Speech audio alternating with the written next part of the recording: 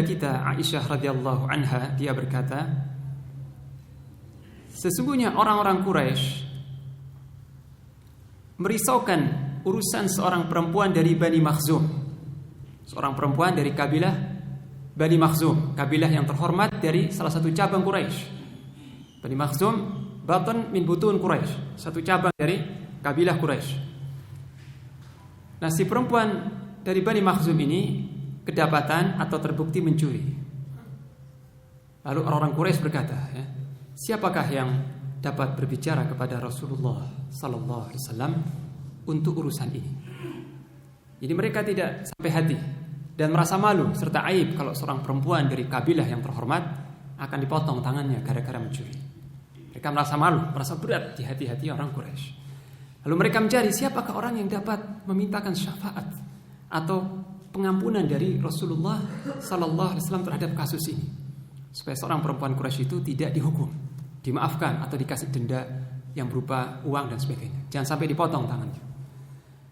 Mereka berkata, siapa yang mampu, siapa yang berani berbicara tentang hal ini kepada Rasulullah sallallahu alaihi wasallam selain Usamah bin Zaid, hibbu Rasulillah sallallahu alaihi wasallam, kekasih Rasulullah sallallahu alaihi wasallam.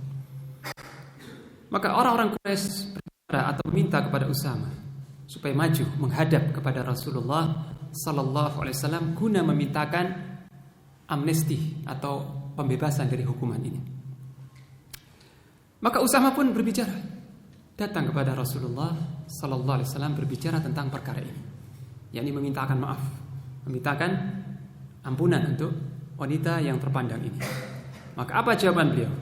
Beliau bersabda, "Atashfa'u fi haddin min hududillah?" Thumma qama fakhtatab, thumma qala, "Innama ahlaka man qablakum annahum kanu idza saraqa fihim asy-syarif tarakuhu wa idza saraqa fihim ad-dha'if aqamu 'alaihi al-hadd wa aymullah law anna Fatimah bint Muhammadin sallallahu alaihi wasallam saraqat laqata'tu yadaha." Tafaqun alaih. Beliau bersabda, apakah engkau hendak memintakan syafaat untuk satu had, satu hukuman yang telah ditetapkan oleh Allah Ta'ala? Wahai Usamah, engkau memintakan kepadaku syafaat terkait dengan satu had, satu hukuman yang telah ditetapkan oleh Allah Ta'ala. Tidak cukup sampai di sini. Beliau berdiri dan berkhutbah. Langsung beliau berdiri dan berkhutbah di tengah-tengah para sahabatnya, seraya bersabda, sesungguhnya yang membuat binasa umat-umat sebelum kalian adalah jika salah seorang yang mulia yang terpandang di antara mereka mencuri, mereka lepaskan, mereka biarkan. Tetapi jika orang yang lemah di antara mereka mencuri, mereka tegakkan hukuman.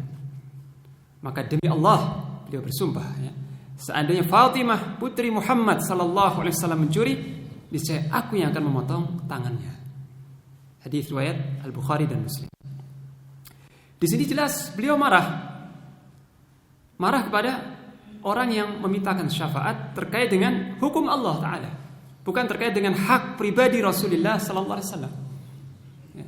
Kalau terkait dengan hak pribadi Rasulullah sallallahu alaihi wasallam, maka beliau adalah seorang yang pemaaf, sangat lapang dada, sangat pemaaf, membalas keburukan dengan kebaikan, sangat santun, tidak pernah marah karena pribadinya. Ya.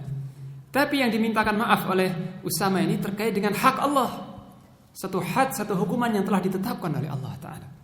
Maka beliau tidak terima syafaat, tidak menerima syafaat dalam hal ini, karena ini hak Allah. Maka beliau menegur Usamah dengan teguran seperti itu dan memperingatkan segenap umatnya dengan khutbahnya tadi, ya. Sampai beliau bersumpah, demi Allah, seandainya Fatimah putriku mencuri, aku sendiri yang akan memotong tangannya. Tidak pandang bulu, ini hukum Allah yang wajib ditegakkan. Tidak pandang orang yang mulia atau orang yang lemah. Hukum Allah harus dijalankan.